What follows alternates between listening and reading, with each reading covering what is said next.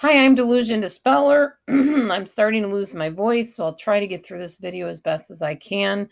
You are watching a video series, mini-series, whatever, called What Makes the Narcissist and the Psychopath Tick. I mean, I'm kind of talking about my own experiences a little bit more here because I feel like I know the most about them, and that way you're not infringing on anybody or being accused of copywriting or plagiarizing or whatever. Okay. So there was a situation where I went to a cabin with my former narcissistic mentor. It ended up in a big disaster. Another woman was there and she acted the fool, and there was a big crazy fight, blow up situation. And none of us really wanted to even think about it.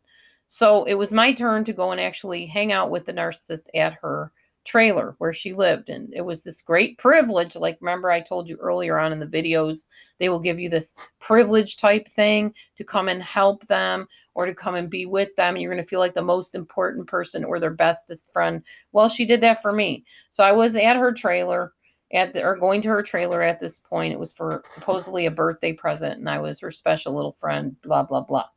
All right. So what happened was I said, yeah, but Susie, remember what happened at the cabin? I don't want a repeat situation of that where you're all upset with me and whatever. Oh no, girlie. Oh no, just don't. What her thing was don't mention hugging. Don't say anything about me hugging you or anything like that. Because at the time, I was from a very affectionate family and I liked hugging my friends. I just did. I wasn't weird or anything. It's just my type of family. We were Italian. We grew up like that. And she's like, just don't mention hugging and we won't have a problem or an issue. So I wasn't going to. And she said, and don't worry about the cabin. If you want, we can just like erase it. I said, what do you mean erase it? Just like act like it never happened. I can do that, girl. I can just make it as if it never was. And it was weird because, we could say, well, let's not talk about that or we just won't talk about that.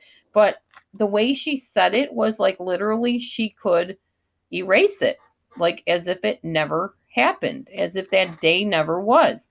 One thing about narcissists is they recreate history. They redo the narrative. I forget what it's called. My friend One Love Lisa says it a lot. Something about narrative. They change the narrative or rewrite the narrative or something.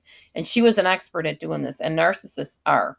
Psychopaths probably even more so. They can create the day to be whatever they thought they did or whatever they want it to look like. They will recreate, repaint the narrative.